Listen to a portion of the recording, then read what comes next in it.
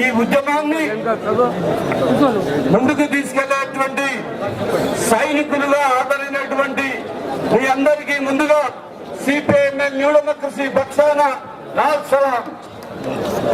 మిత్రులారా, కాంగ్రెస్ పార్టీ తన సహజ స్వభావానికి అనుగుణంగా మళ్ళొక్కసారి తెలంగాణకు డోకా చేసింది, మోసం చేసింది. మోసం చేయడమైనటువంటిది కాంగ్రెస్ పార్టీ నైజం. మోసాలతోనే ఈ పార్టీ 125 సంవత్సరాల చరిత్రను కలిగి ఇంకా ఈ దేశంలో అధికారంలో కొనసాగుతుందని గుర్తుంచుకోవాలా.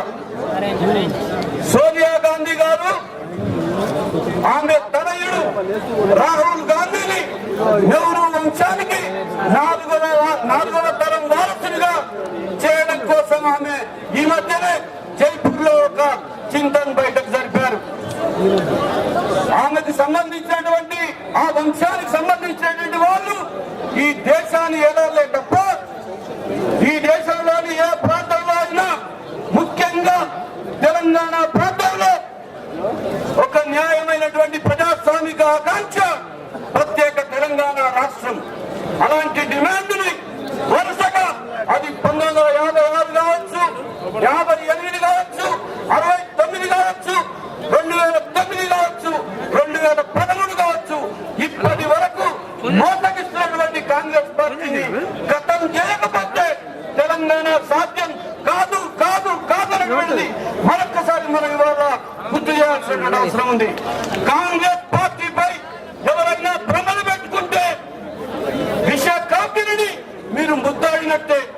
ఇవాళ మన ఉద్యమం సకల వర్గాల ప్రజలు, సంపన్న వర్గాల ప్రజలు, కొన్ని రాజకీయ పార్టీలు రానప్పటికీ Telangana Rashtra Samithi, Bharatiya Janata Party, CPML new democracy కాకుండా ఉద్యోగ ఉపాధ్యాయ సంఘాలు మొత్తం ఇవాళ రోడ్ల మీదకి వచ్చి గత 3 సంవత్సరాలుగా మనం ఉద్యమిస్తున్నాం.